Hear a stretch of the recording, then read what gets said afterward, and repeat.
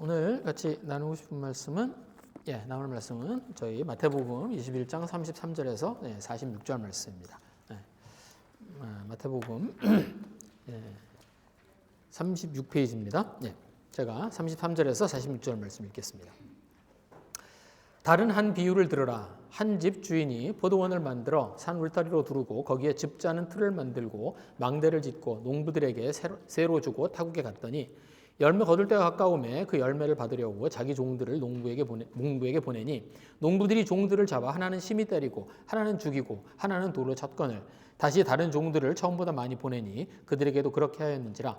후에 자기 아들을 보내며 이르되 그들이 내 아들을 존대하리라 하였더니 농부들이 그 아들을 보고 서로 말하되 이는 상속자니 자 죽이고 그의 유산을 차지하자 하고 이에 잡아 포도원 밖에 내쫓아 죽였느니라. 그러면 포도원 주인이 올 때 그 농부들을 어떻게 하겠느냐. 그들이 말하되 그 악한 자들을 진멸하고 포도원은 제때에 열매를 바칠 만한 다른 농부들에게 새로 줄지니이다. 예수께서 이르시되 너희가 성경의 건축자들이 버린 돌이 모퉁이 머릿돌이 되었나니 이것은 주로 말미암아 된 것이요 우리 눈에 기이하도다 함을 읽어본 일이 없느냐. 그러므로 내가 너희에게 이르노니 하나님의 나라를 너희는 빼앗기고 그 나라의 열매 맺는 백성이 받으리라. 이 돌 위에 떨어지는 자는 깨지겠고 이 돌이 사람 위에 떨어지면 그를 가루로 만들어 흩으리라 하시니 대제사장들과 바리새인들이 예수의 비유를 듣고 자기들을 가리켜 말씀하신 줄 알고 잡고자 하나 무리를 무서워하니 이는 그들이 예수를 선지자로 알미였더라. 여기까지 읽겠습니다. 예수님이 이제 6월절에서 십자가에서 죽으시죠. 그 일을 앞두고 그리고 이제 이제 예루살렘에 가셔서 성전을 방문하시죠. 그리고 성전을 이렇게 성전을 다 뒤집어 엎으시고 거기에 있는 양과 소를 내쫓고 그래서 장사하는 자들의 좌판을 엎고 이제 그런 일들을 이제 벌이십니다. 그리고 이제 바리새인과 사두개인들이 와서 예수님에게 따지죠. 어떤 권위로 이런 일들을 벌이느냐라고 이제 얘기하니까 예수님이 그들에게 이제 세 가지 비유를 가지고 얘기를 하세요. 그래서 그 첫 번째 비유가 두 아들의 비유였죠. 그래서 지난주에 제가 그 두 아들의 비유를 가지고 말씀 전했습니다. 그래서 두 아들이 큰 아들과 작은 아들이 있는데 큰 아들은 가겠다고 하고 안 가고 작은 아들은 안 가겠다고 그러고 가요. 그래서 누가 이제 하나님의 뜻을 따르는 자냐 하는 이제 그런 이제 첫 번째 비유를 가지고 비유를 말씀을 하십니다. 그게요. 맞아. 그 비유가요. 사실은 좀 재밌는 사실이 있습니다. 뭐냐면 제가 지난주에 그 말씀을 안 드렸는데 혹시 영어 성경을 보신 적 있으세요? 그 비유? 아니면 우리말 성경도 다른 번역으로 보신 적 있으세요? 큰 아들하고 작은 아들이 바뀌어 있어요. 영어 성경으로 보시면 어떻게 되어 있냐면 큰 아들이 노하고 가요. 그리고 작은 아들이 예스하고 안 가요. 반대로 되어 있어요. 별로 중요하진 않습니다. 그게 이제 이 성경을 이렇게 신약 성경을요 이렇게 옛날에 그게 이렇게 그걸 이렇게 콜렉트한 사람들이 있습니다. 그래서 그 콜렉트한 여러 가지 버전이 있어요. 근데 그 콜렉트한 버전에 따라서 조금 차이가 나거든요. 근데 이게 아주 대표적인 거예요. 그래서 이제 그 차이가 있습니다. 그래서 우리말 성경이 어떻게 얘기하죠? 그러니까 우리말 개역 개정하고 개역 한글만 그렇게 되어 있어요. 나머지는 전부 다 바뀌어 있습니다. 그렇게 되어 있습니다. 그래서 근데 그냥 같은 얘기예요. 그래서 이렇게 큰 차이는 아닙니다. 그런데 예수님이 이제 그 비유를 주시고 그리고 오늘 이제 두 번째 비유를 얘기하세요. 그래서 오늘 이제 있는 말씀이 이게 이제 두 번째 비유입니다. 그래서 이번에도 포도원에 대한 비유. 지난번에도 포도원, 이번에도 포도원. 그래서 예수님이 포도원 되게 좋아하세요. 그래서 포도원을 가지고 예수님이 비유를 하신 게 많습니다. 그렇죠? 왜 포도원 품꾼 비유도 있죠. 왜 예수님이 왜 그 품꾼에 대해서 천국을 얘기하시면서 그런 비유 하시잖아요. 그래서 9시에 나가서 이렇게 품꾼을 데려오고 또 12시에 나가서 데려오고 오후 3시에 나가서 데려오고 그리고 그들에게 똑같은 삭스를 주고 그 얘기죠. 그것도 포도원입니다. 그래서 예수님이 그 포도원을 잘 사용하세요. 그게 왜 그러냐면 이스라엘 사람들한테 포도원은요 이렇게 풍요와 어떤 기쁨의 상징이에요.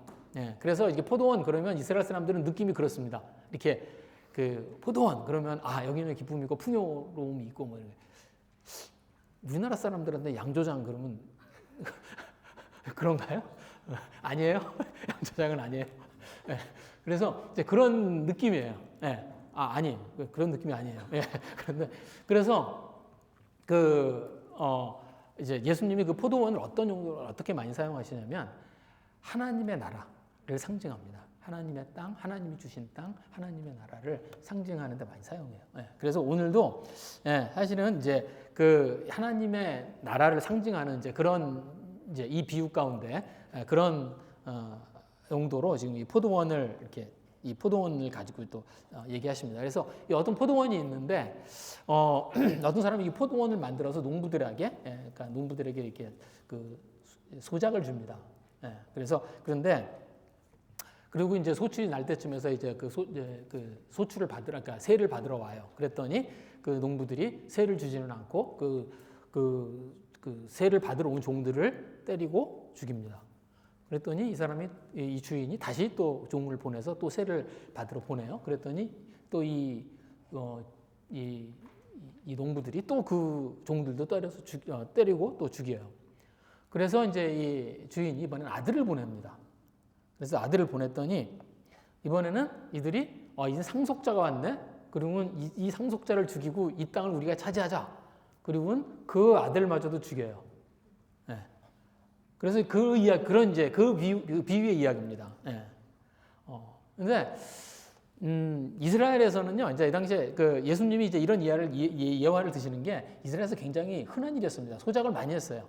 이스라엘 사람들은 그 당시 이스라엘 백성들 가난했고요. 그리고 땅을 소유한 사람들이 많지 않았습니다. 그런데 큰 지주들이나 뭐 이런 사람들이 있어서 그래서 그들이 땅을 이제 그 농부들에게 이렇게 소작을 주고 그래서 거기서 세를 받고 그렇게 하고 있었습니다. 그래서 소작이 그런 거죠. 그래서 땅이 없는 사람들이 땅을 빌려서 농사를 짓고 소출이 나면 그 소출의 일부를 이제 땅 주인에게 주고 하는 게 그게 이제 소작이죠. 그런데 당시에 뭐 어느 나라나 다 그렇지만 이 당시에도요. 그 땅을 가진 사람들이 권력자들이었습니다. 그죠? 아무래도 그렇겠죠. 땅을 가진 사람들이 권력자와 부자들이죠. 그래서 이 사람들이 이런 권력을 가지고 소작하는 사람들을 많이 괴롭히고 그랬어요. 그래서 사실 이 지주들에 대한 인상이 좋지 않습니다. 그래서 이 당시에도 똑같았어요. 지주들 그러면 그들에 대한 이렇게 이 사람들의 인상이 좋지 않았어요. 그런데 오늘 이 이야기는 좀 안 그래요. 오늘 여기 이야기는 안 그래요. 오늘 여기 이야기는 좋은 지주야. 그리고 농부들이 나빠. 그리고 이 지주가요, 이상하리만큼 좋은 사람입니다. 오늘 여기 보시면, 이제 이 어떤 사람이 자기가 포도원을 만들어서 세를 줘요. 그런데 33절에 보시면 이렇게 되어 있습니다. 다른 한 비유를 들으라. 그리고 한 집 주인이 포도원을 만들어 산 울타리로 두르고 거기에 집 짜는 틀을 만들고 망대를 짓고 농부들에게 세로 주고 타국에 갔더니. 근데 이게 비유 그냥 이야기잖아요. 그러면 비유하고 어떤 이야기를 할 때 이렇게 디테일하게 얘기 안 하죠.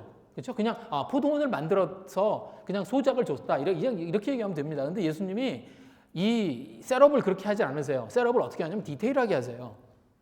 그렇죠? 그래서 포도원을 만드는데 여기에 만들었다는 이야기가 뭐냐면 새로 만들었다는 얘기예요. 이게 여기에 만들어라는 이 단어가 이게 새로 무엇을 이렇게 창조할 때 쓰는 그런 단어입니다. 그러니까 포도원을 새로 만든 거예요. 새로 만들어. 그런데 그 새로 만들 때 산 울타리를 두르고, 그러니까 울타리를 만들어서 그 포도원들을 잘 지킬 수 있도록 해주고, 그다음에 즙 짜는 틀을 만들었어요. 그러니까 그 포도를 수확하면 그걸 다시 이제 수확한 것들을 가지고 포도주를 만들고, 사실 포도원이라는 게 와이너리잖아요. 이게 빈야드입니다. 와이너리예요. 그래서 그런 즙 짜는 틀을 만들어주고, 그리고 망대를 지었어요. 그러니까 포도원을 잘 지킬 수 있도록 또 멀리서 이렇게 바라볼 수 있도록 망대를 만들어줬습니다. 그러니까 왜요? 이 포도원을 굉장히 이 주인이 신경 써서 잘 만들어줬다는 거예요. 그런데 보통 지주들이 이렇게 안 하죠.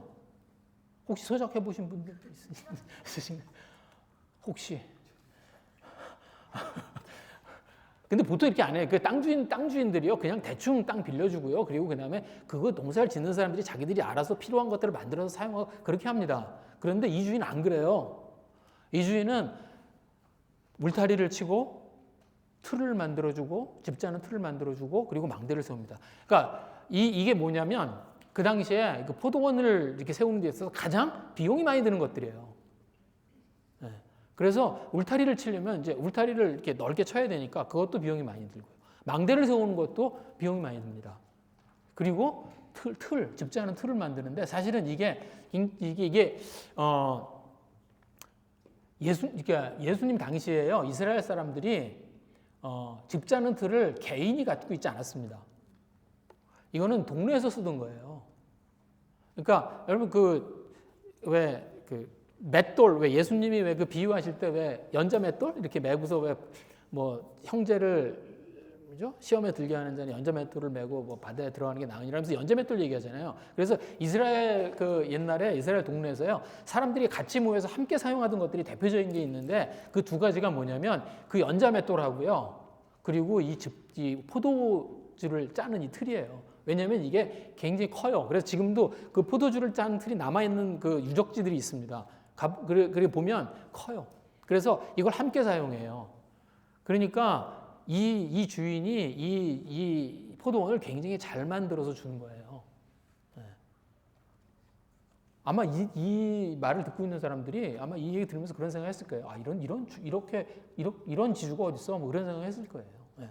또 그다음에 세를 보냅니다. 세를 받으러 보내는데 이제 여기 보시면 34절에 보시면 열매가 얻을 때가 가까우면 그 열매를 받으려고 자기 종들을 농부에게 보내요. 그런데 이게 뭐냐면 새 포도원이에요. 그래서 이제 새로 소출이 생겨야 이제 받으러 보내거든요. 그런데 보통 이게 어느 정도 걸리냐면 한 4년, 5년 걸립니다. 이거 신명기에 보시면 나와요. 신명기에 이제 성경에도 그 이야기가 나옵니다. 그래서 보통 포도원이 새로 만들어서 거기에 포도에 씨를 뿌리고 포도를 재배하려면 보통 4년, 5년 걸려요. 그런데 이 주인이 매년 가서 세를 받지 않고 언제 세를 받냐면 그래서 이제 소출이 생겼을 때 비로소 가서 세를 받아요. 그러니까 좋은 사람이죠. 예, 소작하는 사람들을 채근하거나 막 그런 사람이 아니에요. 예, 그리고 지금 이제 이제 이 세를 받으러 보냅니다.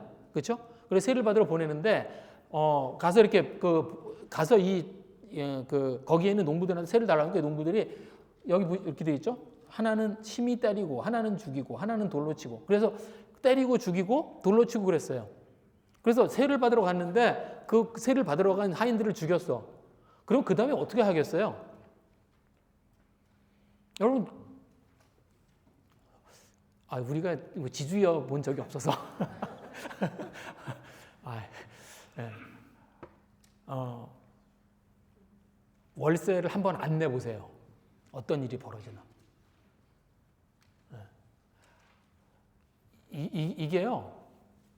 그러니까 이렇게 해서 누구를 이렇게 세를 받으러 가는데 때리고 죽이고 그랬으면 그걸 어떻게 해요? 그 다음엔 이미 이 계약은 끝난 거예요. 이미 저 친구들은 이제 저 친구들은 그 세를 낼 생각이 없구나라고 판단을 하고요. 그리고 그들을 어떻게 해요? 그들을 이제 뭐 군대를 데리고 가든지 쫓아내든지 그래서 그들을 좀 어떻게 처리를 하려고 해야 돼. 그게 정상입니다. 그렇게 하는 거예요. 그런데 이 주인은 어떻게 하냐면 종을 또 보내요. 다른 종들을 또 보내요. 그래서 그 종들이 어떻게 해요? 근데 이 종들도 뭐 힘센 종들을 보낸 게 아니야. 가서 맞아 죽어요. 그래서 또 간 종들도 또 맞아 죽습니다. 이상한 사람이죠. 그런데 이 종들이 다 죽고 나서 이제 세 번째 한 행동이 압권입니다. 아들을 보내요. 37절이에요. 후에 자기 아들을 보내며 이르되 그들이 내 아들은 존대하리라 하였더니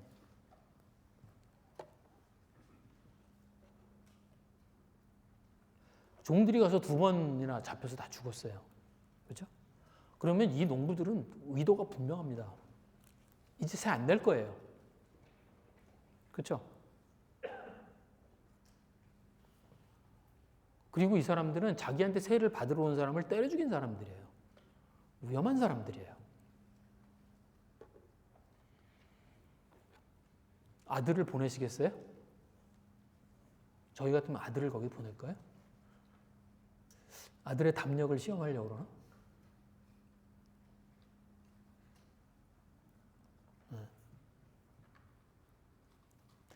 여기 마가복음에 보시면 두 번이 아니에요, 사실은. 마가복음을 보시면 이제 똑같은 본문에 제 뒤에 마가복음을 뒤에 이렇게 써드렸는데 마가복음에 보면요, 세 번 보내요, 종들을. 그리고 세 번 다 죽여요, 그들이. 그리고 나니까 마가복음에서도 이제 아들을 보냅니다. 그리고 마가복음에 보시면 12장 6절에 이렇게 돼 있어요. 이제 한 사람이 남았으니 곧 그가 사랑하는 아들이라. 그리고 그 사랑하는 아들을 혼자 보내요. 한 사람 남았으니까. 최후로 이를 보내며 이르되 내 아들은 존대하리라. 이런 아버지가 어디 있어요? 이건 아들한테 가서 죽으란 얘기죠.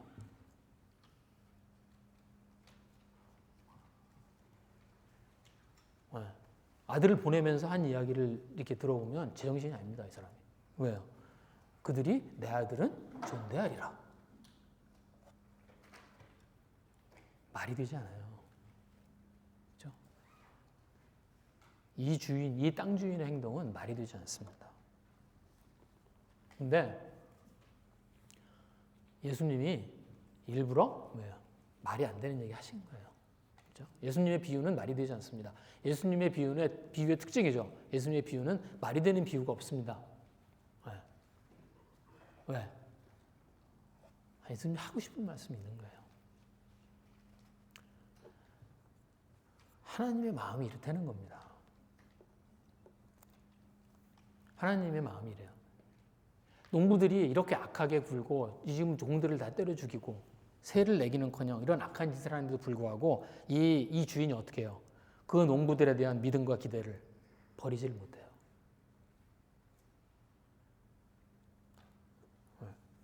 그래서 그들이 스스로 마음을 돌이키고 그리고 새를 낼 수 있도록 계속 기회를 줍니다.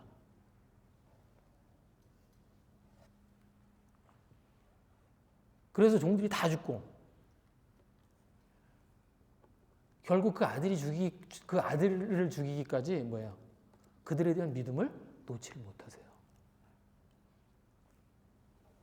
하나님이 실제로 이렇게 하신 거예요. 그죠? 하나님이 실제로 그렇게 하신 거예요. 선지자들을 이스라엘에 보내시고 그래서 그들로 하여금 하나님의 말씀을 전하고 하나님께 돌아오라고 이야기하고 너희들의 주인이 하나님이라고 하는 것들을 인정하라고 이야기하고 그걸 여러 번 했습니다. 그렇죠? 저희들이 알고 있는 선지자만 해도 몇 명이에요. 여러분 선지서 저희들이 이 뒤에 보시면 역사서 뒤에 선지서들 굉장히 많잖아요. 지금 여기에 나온 선지자들은 뭐예요? 그나마 글을 남긴 선지자들이에요. 네. 글을 남기지 않은 수많은 선지자들이 있었습니다. 그리고 이스라엘 사람들이 그들을 어떻게 해요? 다 때리고 죽이고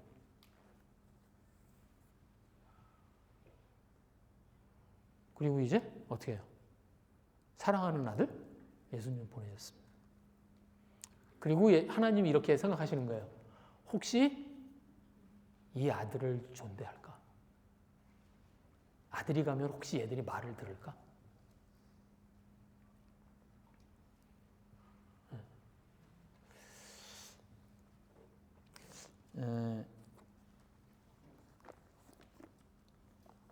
이 세상이 참 악합니다. 그렇죠? 이 세상이 참 악해요. 네, 그래서 이 뉴스를 보고 있으면 저희가 뉴스나 이런 거 보면 너무 악한 사건이 많아요. 그래서 악한 일들이 많이 벌어집니다. 네. 그런데 저희들이 가지고 있는 그 악한 일들을 보면서 저희들이 가지고 있는 어떤 그 고민들이 있죠. 야, 하나님이 계시면 어떻게 이런 일들이 생기지? 야, 하나님 왜 이런 거 그냥 두시지? 하나님 진짜 계신가? 여러분 세상을 보시면요 어때요? 선한 사람이 잘 살아요? 여러분 주변에 이렇게 보시면 선한 사람들이 더 잘 살아요? 악한 사람들이 벌을 받던가요?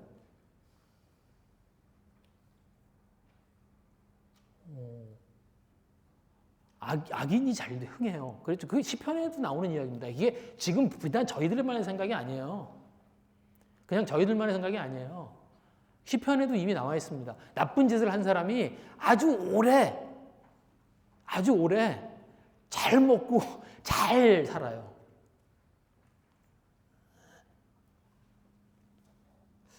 그러면 야, 하나님 진짜 있나? 그런 의심이 생긴다는 거예요.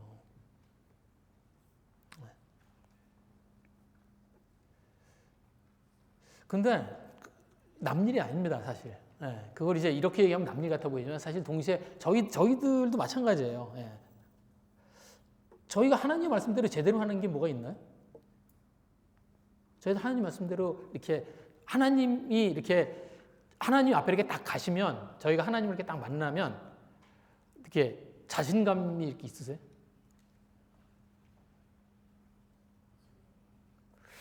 저희가 뭐 제대로 하는 거 있나요? 저희 마음이 정결한가요? 저희의 삶이 거룩해요?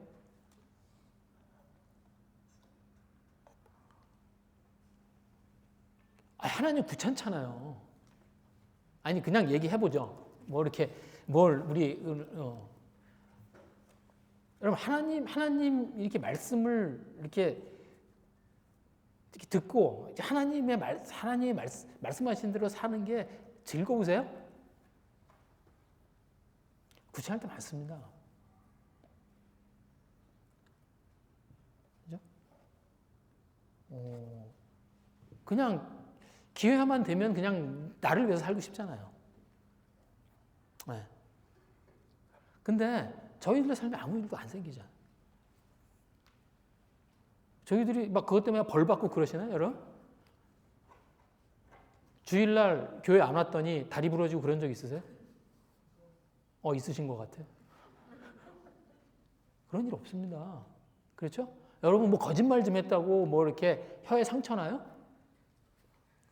그런 일 안 생겨요. 네. 저희가 무슨 죄 졌다고 그거 이렇게 막 벌 받고 그러나요? 안 그래요. 네. 그냥 교회 빠지고 놀러 다니고 그냥 그래도 그냥 아무 일도 안 생기고요. 그거 몇 번 하고 나면 그 다음에는 아이고 그냥 그래도 되나 보다. 그렇게 생각하게 됩니다.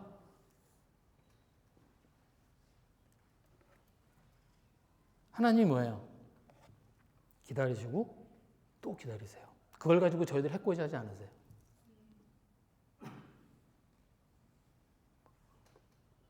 네. 하나님이 안 계셔서 그런가요? 하나님이 이러시다는 거예요. 하나님이 참으시고 또 참으시고 기다리시고 저희들이 스스로 하나님께 돌이킬 수 있도록 기회를 계속 주신다는 거예요. 네. 제가 예수님을 믿고 이제 30년 됐습니다. 그래서 이제 30년쯤 이제 신앙생활을 하고 나니까 무슨 생각이 드냐면 제가 하나님을 믿고 있는 게 아니라 하나님이 저를 믿어주신다는 생각이 들어요.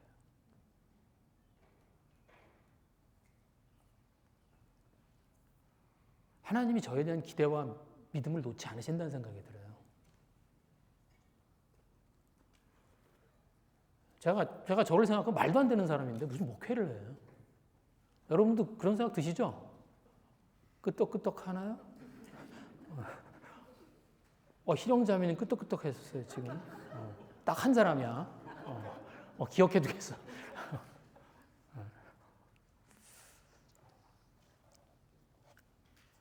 야, 말도 안 되는 사람인데 목회를 해도 되나? 그런 생각이 듭니다. 옛날에는요, 제가 이런 얘기를 겸손해야 되니까 했어요. 목사니까 겸손해야 되잖아. 사람들 앞에서. 그래서 했어요. 근데 이 정도 되니까 진짜예요. 겸손하려고 하는 얘기가 아니에요. 그냥 하나님이 참아주시는 거예요. 은혜죠.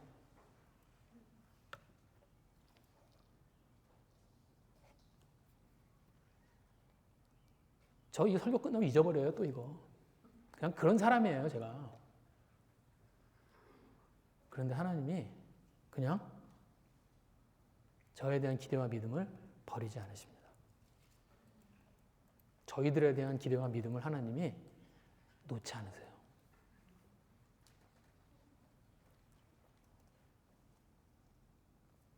오늘 예수님이요, 이 이야기를 질문으로 끝내세요. 아마 그래서 그런 것 같아요. 여기 보시면 오늘 마태복음에 보시면 이야기를 스스로 마무리하지 않으시고요. 이렇게 해요. 40절에. 그러면 포도원 주인이 올 때 그 농부들을 어떻게 하겠느냐.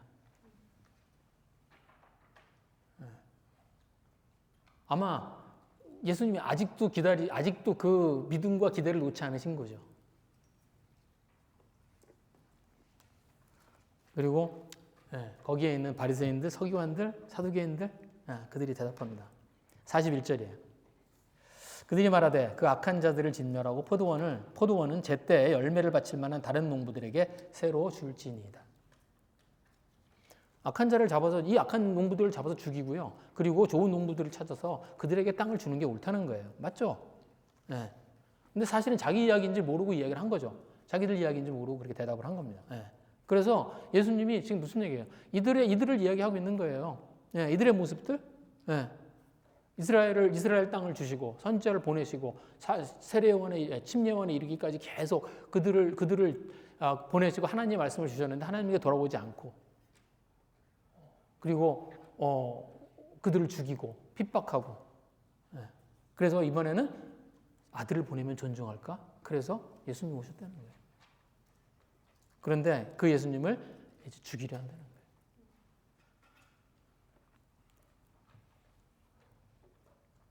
그런데 농부들이 왜 이렇게 했을까요?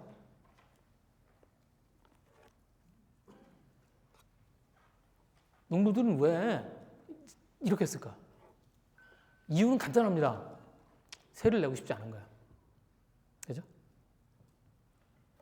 왜? 이 포도원, 이 열매들, 이건 뭐예요?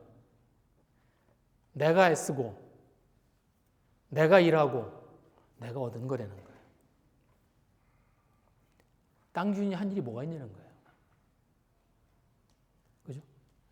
내가 땅을 갈았고, 내가 씨를 뿌렸고, 그렇죠? 내가 비료를 주고, 내가 벌레를 잡고, 내가 새벽부터 일어나서 일을 해서, 그래서 지금 맺혀진 열매들이고, 내가 내 손으로 딴 열매들이라는 거예요.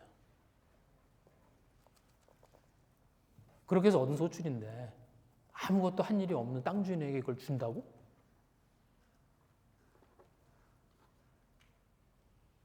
그런 생각 들겠죠? 그죠? 사실이고요. 그렇잖아요. 이 사람들이 지금 이 포도원을 받아가지고 막 놓은 게 아닙니다. 이 포도원을 받아서 이 사람들이 어떻게 해요? 새벽부터 일어나서 일하고 이 사람들이 씨 뿌리고 이 사람들이 땅을 갈고 그렇게 해서 포도를 재배를 하고 그래서 포도의 소출이 생긴 거예요. 이 사람들이 4년 5년 동안 고생했어요. 이 사람들이 뭐 아무 일 안 하고 놀고 그랬던 거 아니에요. 사실입니다. 그런데 그렇기 때문에 다 내 거라는 건 사실이 아니에요. 땅 주인이 땅을 빌려줘서 땅 주인이 포도원을 만들어서 그래서 그들이 그걸 빌려서 농사를 지을 수 있었고 그래서 그들이 소출을 얻을 수 있었던 거예요. 그죠? 그리고 이미 땅을 빌릴 때 그런 약속을 했던 거예요. 내가 이 땅을 이제 여기서 포도 농사를 지어서 포도가 이렇게 나오면 내가 그의 일부를 주인에게 돌리겠다고 약속을 하고 그 땅을 빌린 겁니다. 네. 자기들도 알아요. 모르는 게 아니에요. 그런데 뭐래요? 열매를 보니까 그 포도원의 주인이 있다는 사실을 인정하고 싶지 않은 거죠. 이 일부를 줘야 된다는 사실을 인정하고 싶지 않은 거죠.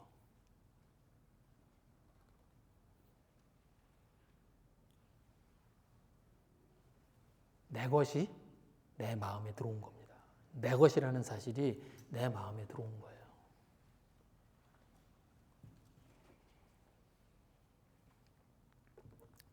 11조 얘기해볼까요?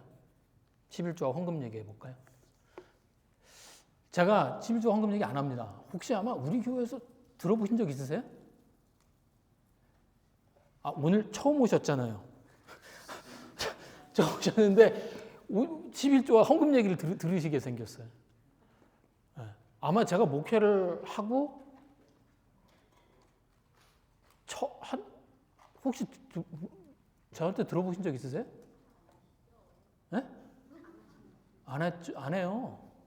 저는 결백합니다. 예. 그러니까 제 수입의 10%를 하나님께 드리는 거예요. 그 11조죠. 그렇죠? 예, 그거예요. 예. 근데 참 논란이 많은 얘기야. 그래서 이게 성경적이냐, 성경에 있는 얘기냐, 뭐 이런 얘기도 하고요. 뭐 어떻게 11조를 해야 되느냐, 뭐 세전이냐, 세후냐, 뭐 그 너무 재밌습니다. 예. 세전, 세후 얘기 너무 재밌어요. 영어부는 그거 아시죠? 영어부의 그 연말에 결산을 하면 센트까지 나오는 거 아시죠? 센트 단위로 떨어져요. 왜냐하면 자기 저기 샐러리를 놓고 정확하게 10% 계산을 해서 자동이체를 하거든. 그런 친구들이 여럿 있어요. 그러니까 센트까지 나오는 거야. 그래서 영어부는 그 연말에 결산을 하잖아요. 그러면은 그 헌금 거기에 센트가 나와요. 그래서 뭐 올해는 뭐 얼마에 12센트 뭐 이렇게 나와요. 그럼 강 목사님이 그러지 말라고. 그래도 계속 그렇게 해요. 근데 뭐 얘기가 많습니다. 그럼 세전으로 해야 돼? 세후로 해야 돼? 세후 전으로 하면은 이중과세인가요? 그래서 논란이 많습니다. 그래서 이런 얘기들이 막 많아요. 그래서 뭐 교회 해야 되느냐 아니면 뭐 선교단체 해야 되느냐 뭐 이런 얘기들이 많습니다. 그런데 이 논란에 아주 바닥에 깔린 생각이 뭐예요? 내 거라는 거예요. 이게 내 거라는 거예요. 그러니까 이게 내 거를 얘기를 하자니까 이게 논란이 많이 되고 이게 그런 겁니다. 그래서 내 거를 내놓고 싶지 않은 거예요. 그게 이 어떤 이런 아주 근본적인 기본적인 생각입니다. 예, 이런 거예요. 제가 처음에 이렇게 이제 신앙생활을 시작하고 그리고 제가 저도 이제 11조에 대해서 고민을 하고 그런 생각들을 막 이제 하고 이제 그렇게 했었는데 근데 제가 그런 생각이 들었습니다. 여러분 10%가요 굉장히 묘한 양이에요. 여러분 10%가 굉장히 묘해요. 여러분 10%만 더 있으면 내 삶이 여유 있고 풍족해질 것 같아요. 그렇죠? 우리 교회 사람들은 막 부자들이 없어요. 막 부자들은 안 그래. 한 500만 불씩, 1000만 불씩 가지고 있으면 그러지 않겠지만 우리는 어때요? 우리는 샐러리잖아. 그러니까 그게 한 10%만 지금 내가 갖고 있는 인컴에서 10%만 킵하면 그러면 그게 나를 더 풍요롭고 나를 이렇게 여유 있게 해줄 것 같아. 그래요. 그래서 그게 유혹거리가 됩니다. 그걸 내놓기가 이렇게 내놓는 게 이렇게 쉽지가 않아요. 그 10%가 굉장히 묘해요. 그리고 그 생각이 잘 변하지 않습니다. 제가 전에도 한번 그 말씀드렸는데 제가 이제 여기 엘베르에 와서 이제 일을 시작하고 있어요. 이제 얼마 되지 않았는데 다 왔을 때 처음에 이제 약속하고 온 샐러리가 있었어요. 그랬는데 저희 여기서 어떤 프로그램이 생겼냐면 저는 이제 인더스트리에 있었으니까 이제 아카데미하고 인더스트리하고 연봉 차이가 많이 나요. 그러니까 제가 온 다음에 한 두세 달 있다가 어떤 게 생겼냐면 하나님의 인도하심이죠. 어떤 게 생겼냐면 인더스트리하고 매칭을 해주자고. 그래서 완전히 매칭은 못 해줘도 그래도 인더스트리에서 올 수 있도록 매칭을 해주자고. 정말 주님의 은혜죠. 그래서 이제 제가 일을 시작하고 한 3달이 지났는데 25%가 올랐어. 제 샐러리가. 몰랐지?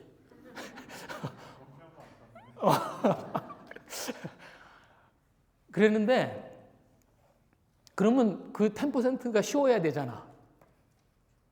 그렇죠? 그럼 25%가 생겼어. 그러면 내가 이미 내는 10%가 쉬워야 되잖아. 안 그래요. 똑같아.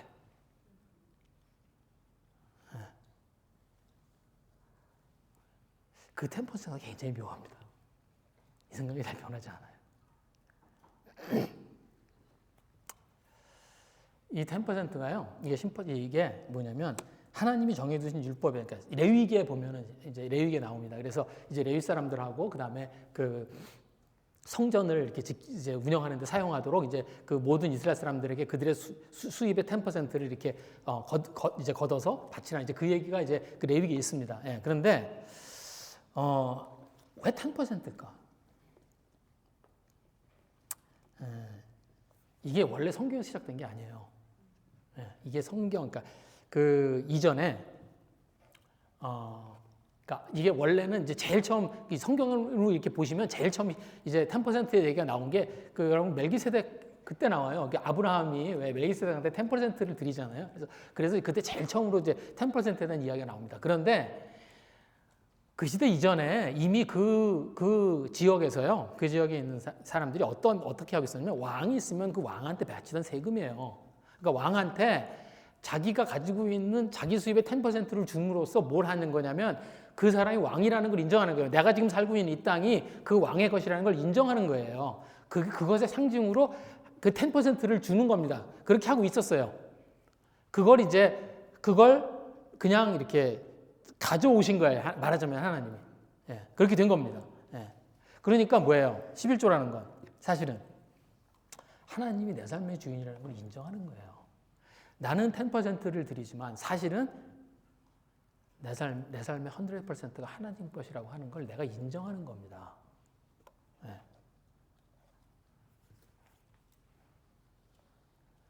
그래서 10% 그러니까 그 관심, 하나님의 관심은 거기에 있는 거예요. 오늘 이 말씀에 보시면 이 주인이 아들을 보내면서 뭐라고 그러냐면 얼마나 받아와야 되는지에 관심이 없습니다. 아들을 보내면서 관심이 있는 게 뭐냐면 존대하리라. 아들이 가면 이 농부들이 아들을 존대하리라.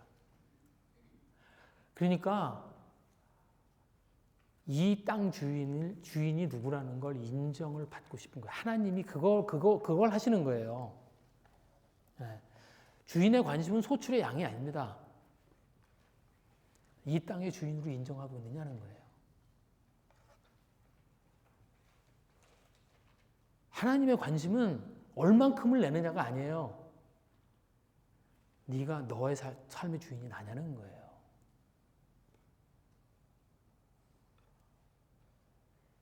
그 대신 그 얘기는 뭘 의미하냐면 그 나머지 90%도 내 마음대로 사용하면 내 마음대로 사용해도 된다는 걸 이야기하는 게 아니에요.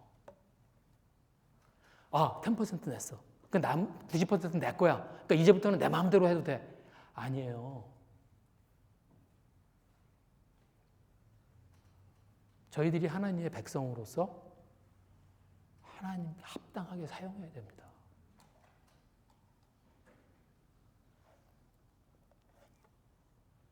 그래서요, 11조는 율법이 아니에요. 그건 뭐예요? 내가 하나님을 내 삶의 주인으로 인정하는 행위입니다.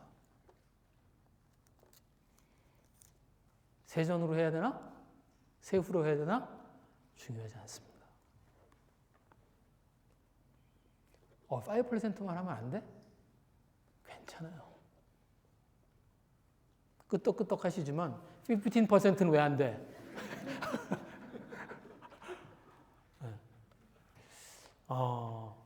하나님이 저희 주인이시라는 거예요. 문제는 뭐예요? 내 것이라는 생각입니다. 내 것.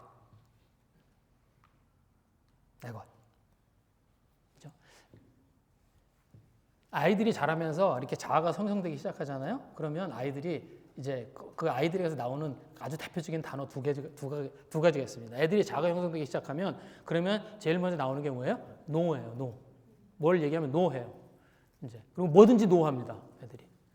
그러다가 그 시기가 조금 지나면 그 다음에 이 아이들에게 자아가 형성되기 시작하면 나오는 단어가 뭐냐면 mine이에요. 내 거.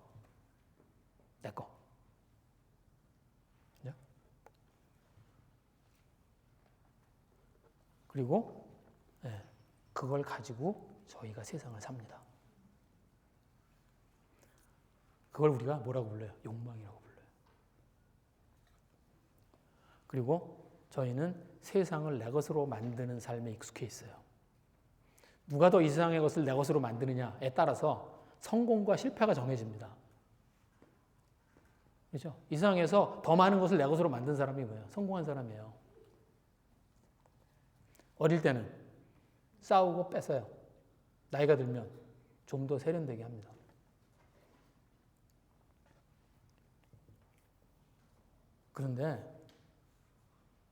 그래서 저희들은 저희가 저희 인생의 주인이라고 생각해요. 내가 얻은 것들이 내가 노력해서 성취해서 얻은 거라고 생각합니다. 그러면 이 농부들하고 똑같아지는 거죠.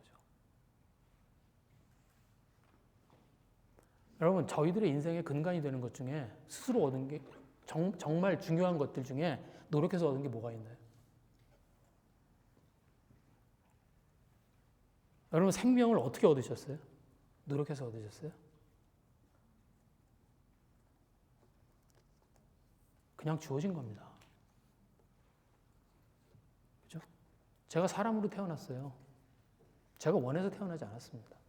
반면에 주어진 거예요. 그죠? 제가 가지고 있는 재주와 능력들이 있어요. 노래를 막 이게 앞에서 동우경제나 저기 미경점에 와서 이렇게 막 찬양하고 그러면 동우 집사, 미경점에 찬양하고 그러면 노래 잘하는 거 들으면 너무 좋죠. 막 이렇게 막 연주하고 막 저는 제가 굉장히 불행할 때가 언제냐면 음악을 들을 때예요. 왜냐하면 저는 음악 되게 좋아하거든요. 근데 음악을 잘 하질 못해. 그 비극이에요. 그런 걸 비극이라고 그래요. 원래 내가 좋아하는데 그거 못하면 비극이 되는 거예요. 네. 그래서 막 연주를 하고 제가 이거 밝혀도 되나? 제가 은퇴하면 가장 하고 싶은 게 있습니다. 첼로를 배우고 싶어. 네? 근데 배울 자신은 없어. 근데 근데 제가 왜 갑자기 그 얘기를 했죠?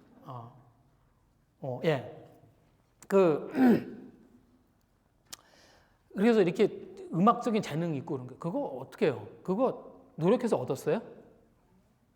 네? 아니에요. 굉장히 기분 나빠요. 그래서 전 노력해도 안 되는데,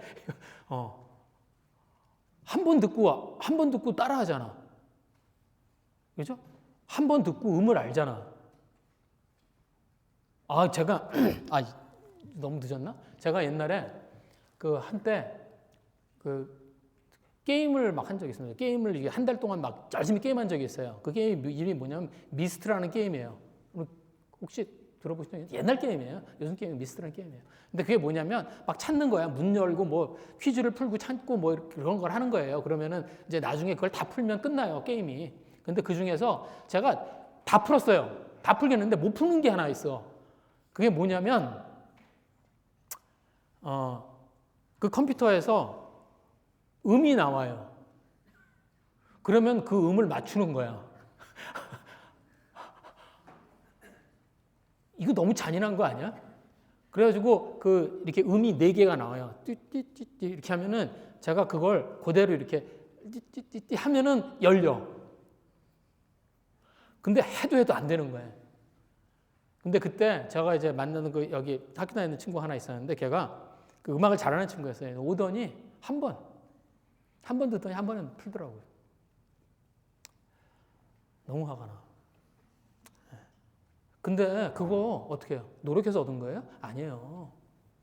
노력해서 안 돼요. 받은 거예요. 그런데 그런 게 너무 많습니다. 저희에게는. 여러분, 저희들이 숨 쉬고 살잖아요. 여러분, 산소 벌었어요? 아니에요. 땅 딛고 살잖아요. 저희들이 햇빛을 받고 삽니다. 그런데 다 내 거라고? 그런데 내가 일해서 얻은 내 거니까 이거 다 내 거라고?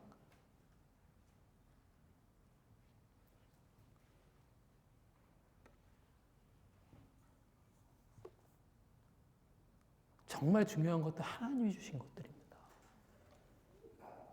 그럼 하나님까지 가지 않아도 그거 알아야 돼요, 저희가.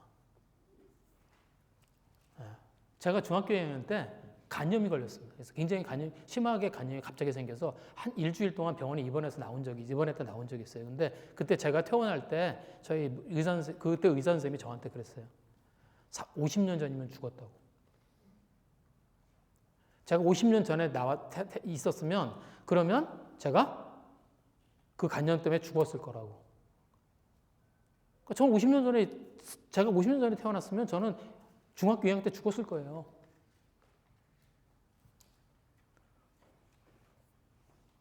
그런데 다 내 거라고?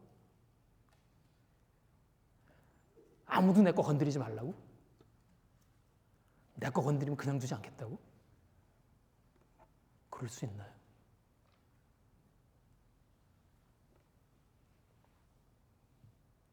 우리는 그럴 수 없습니다.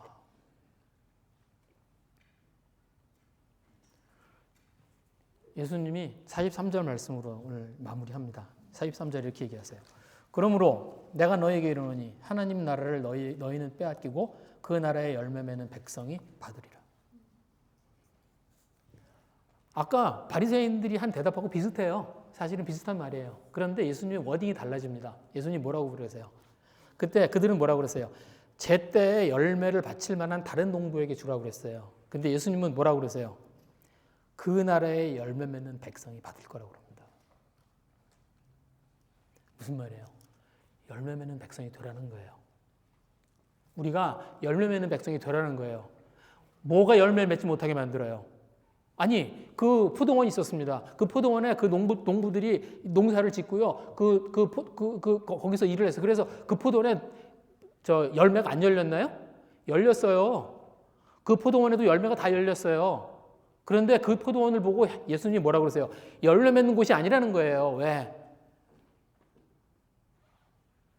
내가 움켜쥐고 있으니까. 그냥 내 거 삼으려고 드니까. 그건 뭐예요? 하나님 나라의 열매가 되지 못합니다.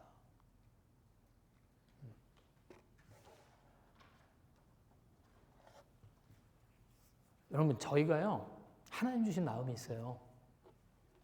제가 교회를 이렇게 이제 하고 같이 이렇게 지내면서 제가 너무 많이 보게 됩니다.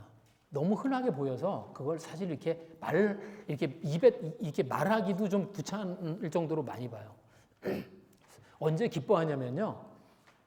우리들이 막 내가 뭘 생기고 내가 뭐가 생기고 내한테 내가 좋아하는 것들이 생기고 막 이래서 그것 때문에 막 기뻐할 것 같잖아요. 근데 사실은 정말 언제 기뻐하냐면 다른 사람들에게 도움이 될 때 기뻐해요. 자기의 존재가 다른 사람들에게 이렇게 도움이 될 때 정말로 기뻐해요. 대표적인 게 뭐냐면 캄보디아 갔을 때, 레바논 갔을 때예요. 여러분 캄보디아, 레바논 가잖아요. 사람들 표정이 달라요. 여기 있는 사람들하고 달라요. 여러분 갔다 오셔서 알잖아요. 그곳에 가면 표정들이 어떻게 돼요? 이런 표정이 아니에요. 지금 이런 표정이 아니에요. 너무 즐거워합니다. 너무 기뻐해요. 그 시간을 너무 인조해요.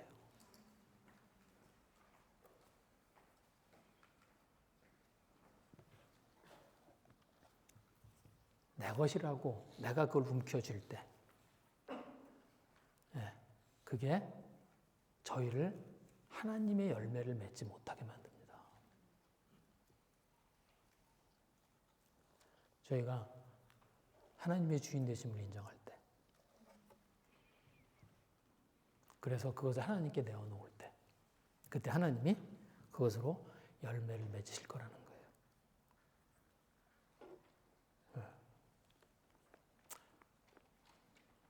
우리 거 아깝죠? 내 거 안 아까운 사람 없습니다. 아깝죠? 여러분 시간 많으세요? 시간 없어요. 여러분들 경제적으로 막 여유 있으세요? 아니에요. 막 하루 살기도 피곤해요. 그런데 그것들을 하나님 앞에 내어놓을 때 하나님께서 뭐래요? 하나님 나라의 열매를 만들어 가시겠다는 겁니다. 저희가 내 것을 움켜쥐는 그런 자들이 되지 아니하고 하나님의 나라에 열매 맺는 백성이 되는 그런 저희들이 되었으면 좋겠습니다. 이 시간에 주님 앞에 같이 기도하겠습니다.